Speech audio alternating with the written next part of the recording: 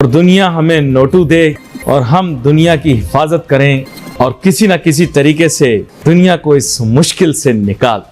مطلب ہے کہ بھارت کے مقابلے میں آپ اپنے آپ کو دیکھ لیں. میں ان کی وجوہات میں نہیں جانا چاہتا ہوں، لیکن آپ اپنی حیثیت دیکھ لیں بھارت کے مقابلے میں، اور بھارت کی حیثیت آپ دیکھ لیں تو وہ مطلب ہے کہ دنیا میں جو ممالک ہیں وہ پھر بھارت کی طرف ان کا جھکاؤ ہوگا. وہ ایک مستحکم ملک ہے، وہ ایک مالدار ملک ہے، وہ ایک بڑا ملک ہے، وہاں پر دہشت گردی نہیں ہے. تو اگر وہ کہتا ہے کہ پاکستان میں دہشت گردی ہے تو پاکستان میں دہشت گردی ہے نا، دنیا کو دکھ رہی ہے نا کہ یہاں پر دہشت گردی ہے. کراچی میں آپ نے بارش دیکھی، گٹر کے نالیاں صاف کرنے کے لیے فوج کو لے گئے. اتنا بڑا سندھ حکومت کا نظام کدھر گیا جب گٹر اور نالیاں صاف کرنے کے لیے آپ نے پاک فوج کو لگا دیا وہاں پہ؟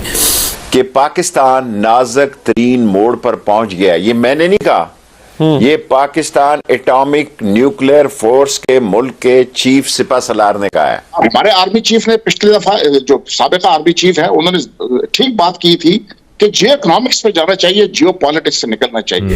انہوں نے سری نگر لوز کر دیا، مظفر آباد جانے والا ہے ان کے ہاتھ سے. اب اللہ نہ کرے سیالکوٹ اور لاہور نہ چلے جائیں. وہ اکھنڈ بھارت کے آئیڈیالوجی والے لوگ ہیں، نظریاتی لوگ ہیں.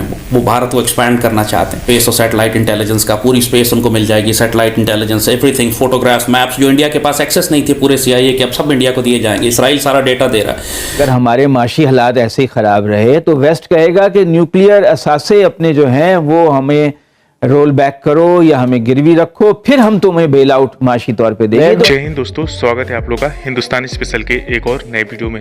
دوستو لال ٹوپی کی ایک اور ویڈیو آ رہی ہے جس میں وہ صاف یہ کہتے ہوئے نظر آ رہا ہے کہ کچھ ہی دنوں میں ہمارے ہاتھ سے بلوچستان اور بھی پرانت جو ہے وہ جانے والے ہیں. دوستو جیسے کہ آپ جانتے ہیں کہ پاکستان میں جس طریقے سے سیاست کی جا رہی ہے، پاکستان میں کھانے کے لیے کھانا نہیں ہے، اور پاکستان آج سیکورٹی کی اس مطلب مقام پہ پہنچا ہے کہ پاکستان میں TTP BLA اور بھی بہت سارے جو گروپ ہیں وہ پاکستانی آرمی پہ اٹیک ہو رہے ہیں. تو پاکستان اس سمے چاروں طرف سے گھرا ہوا ہے.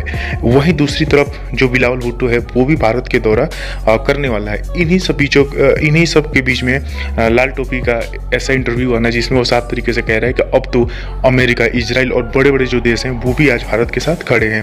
اور اگر بھارت کے ساتھ کھڑے ہیں تو جو فوٹیج ہے، جو سیٹلائٹ جو امیج ہے وہ آج بھارت کے پاس اپلبدھ ہے.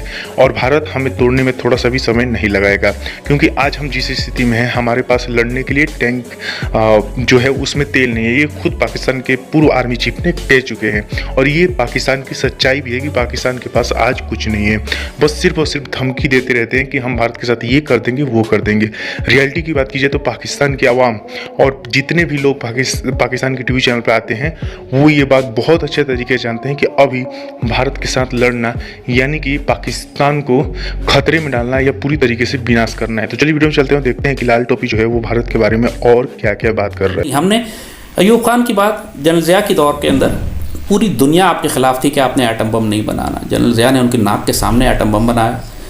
امریکہ سے امداد بھی لی، F-16 بھی لیے، پیسے بھی لیے. ان کو یہ ساتھ ملایا کہ ہم افغانستان میں تمہاری جنگ لڑیں گے. وہ سادے وسائل ڈائیورٹ کیے ایٹم بم بنانے کے لیے، پاکستان کو مضبوط کرنے کے لیے.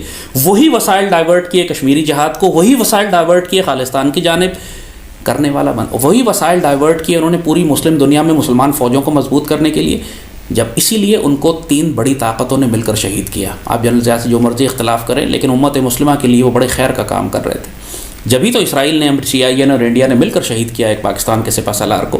سوچو تو صحیح کہ دنیا کے بدترین دشمن جو آج ہمیں تباہ کرنا چاہتے ہیں، انہوں نے ہمارا سپہ سالار کیوں قتل کیا؟ اور DG ISI اور اس وقت کی ساری فوجی قیادت 29 افسر ہمارے شہید ہوئے اس جہاز میں. تو بات یہ ہے کہ کرنے والا ہو تو آپ کر جاتے ہیں، کوئی بڑی بات نہیں ہے. لیکن یہ کام آپ زرداری سے یا نواز سے یا عمران سے توقع نہیں کر سکتے، کیونکہ ان میں کیپیسٹی ہی نہیں ہے.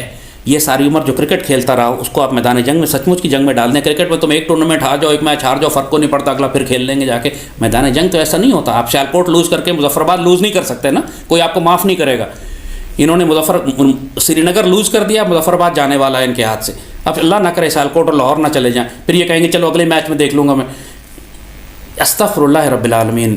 یہ ہماری تاریخ کی، اگر تاریخ لکھی گئی ہمارے بعد کوئی، تو بدترین خیانتوں اور غلطیوں میں لکھی جائے گی بات کہ پاکستان کی صرف چانس دینے کے چکر میں کہ جی نواز نے چانس لے لیا ہے تو زرداری نے چانس لے لیا ہے تو اب ان کو بھی چانس دے کے دیکھو، ہم نے ملک کا بیڑا غرق کرا لیا. ڈیموکریسی کے یہ 13 سال ہمارے بیڑا غرق کر جائیں گے.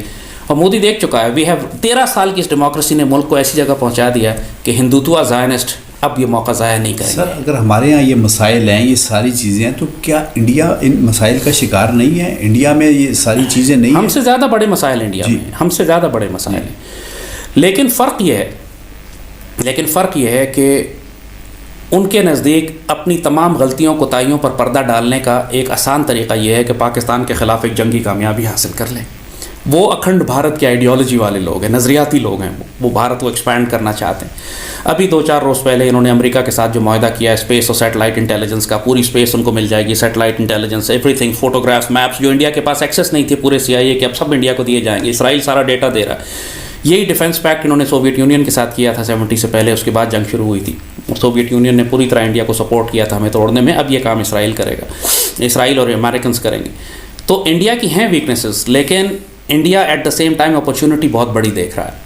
وہ دوسری بات ہے کہ وہ پاکستان سے جب جنگ شروع کرے گا تو خود بھی تباہ ہوگا۔ اسرائیل کو یہ سوٹ کرتا ہے کیونکہ اسرائیل کے لیے انڈینز اور ہندو کوئی معنی نہیں رکھتے، اس کو گریٹر اسرائیل بنانا ہے۔ ایکچوئل گلوبل سپر پاور آنے والے وقت میں انڈیا نہیں ہوگی، وہ اسرائیل بننا چاہتا ہے، اور اسرائیل کے لیے پاکستان سب سے بڑا خطرہ ہے۔ پاکستان کو روکنے کے لیے انڈیا سب سے امپورٹنٹ ایلیمنٹ ہے ان کا، جس کو استعمال کریں گے۔ تو یہ سیکوینس ہے جو چلے گا، پاکستان اور انڈیا کی جنگ کروا دیں گے، وہ آپس میں دونوں تباہ ہوں گے اس کے اندر تسلی سے۔ اسرائیل مڈل ایسٹ میں ایکسپینڈ کرے گا، that's how the strategy is, that's how the game. تو آپ کے خیال میں آپ کا جو رڈار جو آپ نے کہا ہے کہ اس میں تو آپ پاکستان کو بالکل ملیامیٹ کر رہے ہیں؟ نہیں، ملیامیٹ نہیں ہوگا، ہمیں نقصان ہوگا، لیکن انشاءاللہ بھی جو بات یہ ہے کہ ہمارا جو اسپریچول انٹیلیجنس ہمیں اللہ اس کے رسول صلی اللہ علیہ وسلم کی طرف سے دی گئی ہے، باپوں نے، فقراء نے، اولیاء نے دی ہے پاکستان کی تاریخ و مستقبل کے حوالے سے، وہ یہ ہے کہ ہم ایک دفعہ پھر دہلی لیں گے، کشمیر بھی آزاد ہوگا، ہم دہلی بھی لے لیں گے، اور انشاءاللہ پھر یہی فوجیں پلٹ کے واپس جائیں گی فلسطین آزاد کرانے کے لیے۔ اور ظاہر ہے کہ صرف یہی جنگ نہیں ہو رہی ہوگی، دنیا میں پھر عالمی جنگ، ہرمجدون کا جو آرمگیڈن کے جو جنگ کا جو سب کانسیپٹ ہے، اس وقت جو گلوبل سپر پاور سناریو بن رہا ہے، امریکہ کولیپس ہو رہا ہے، چائنا اٹھ رہا ہے، روس بیچ میں دخل دے رہا ہے، مڈل ایسٹ کے اندر جنگیں ہو رہی ہیں، صرف ہم اکیلے تو نہیں ہیں جو لڑیں گے۔ یہ جو کووڈ کے بعد جو نیو ورلڈ آرڈر بنا رہے ہیں، جو گلوبل ریسیٹ جیسے یہ کہہ رہے ہیں، دنیا کی آبادی انہوں نے 5-6 ارب لوگ کم کرنی ہے، یہ میں اپنی طرف سے بات نہیں بنا رہا، یہودیوں کی سازش یہ ہے کہ دنیا کی آبادی زیادہ ہو گئی ہے، اسے کم کریں، کہ عالمی حکومت جو ہم بنائیں گے، ہم 6 ارب لوگوں پہ حکومت نہیں کر سکتے، ہمیں 50-60 کروڑ 1 کروڑ 1 ارب لوگ چاہیے حکومت کرنے کے لیے، جس کے لیے بیماریاں پھیلانا، تو جنگیں کروانا، تو یہ سب قحط لانا اور فوڈ جینوسائڈ، اور یہ سارا کچھ ان کا آلریڈی ڈاکومنٹڈ پلانز ہیں، یہ بنائی ہوئی باتیں نہیں ہیں۔ تو سب کچھ پوری دنیا میں ہوگا۔ اب جس دور میں ہم داخل ہو رہے ہیں، یہ اگلے 10 سال جنگوں کے دور ہیں، میں آپ کو صاف بتا رہا ہوں، صرف پاکستان کے لیے نہیں، پوری دنیا کے لیے۔ یہ قحط کے دور ہیں، بیماریوں کے دور ہیں، یہ یہودیوں کو کھلا چھوڑ دیا گیا، جیسے ہلاکو خان کا ایک پیریڈ تھا 10, 15, 20 سال اس کو دیے گئے تھے پوری دنیا میں تباہی مچانے کے لیے۔ اس کی تباہی جب اس کی مکمل ہو گئی، وہ اپنی حد پہ پہنچ گیا، تو اللہ نے پھر ان کو واپس ریورس کرنا شروع کیا۔ اب یہودیوں کو ٹائم دے دیا گیا ہے، 10-12 سال وہ تباہی مچائیں گے دنیا میں۔ اس 10-12 سال کے اندر ہم پاکستان بھی اپنے آپ کو ری آرگنائز کریں گے، ری گروپ کریں گے، انڈیا سے میچ کھیلیں گے۔ ابھی جیسے کہا کہ آگے آنے والا وقت جتنا بھی ہے، آزمائشوں کا ہے، مشکلوں کا ہے، جنگوں کا ہے، قحط کا ہے، بیماریوں کا ہے، غزوہ ہند کا ہے، یہ time has begun, we have entered into a time. جیسے 1939 میں آپ کھڑے ہیں اور سیکنڈ ورلڈ وار شروع ہونے والی ہے، اور آپ کو پتا ہوگا اگلے 5 سال اس کے بعد صرف جنگیں ہی جنگیں پوری دنیا میں۔ اس طرح کی جنگیں یہ پہلے بھی کروا چکے ہیں، فرسٹ ورلڈ وار کروائی، سیکنڈ کروائی۔ اچھا، کیا سر آپ دیکھتے ہیں کہ یہ ایک ایسا بلاک بن جائے گا جس میں رشیا بھی ہوگا، ترکی بھی ہوگا، چائنا بھی ہوگا، پاکستان کے ساتھ مل؟ دیکھیے، پاکستان اور ترکی کو تو بلاک بنانا چاہیے تھا، یہ ہماری قیادت کی کمزوری۔ میں نے کہا ہم تو سارے سعودی عرب کیمپ میں اس وقت گئے ہوئے ہیں، ساری لیڈرشپ ہماری سعودی عرب سے اس وقت بلیک میل ہو رہی ہے، اور سعودی عرب امت کا دوست نہیں ہے۔ تو اب یہ وہ سعودی عرب نہیں ہے جو پہلے ہوا کرتا تھا، محمد بن سلمان کا سعودی عرب بالکل مختلف سعودی عرب۔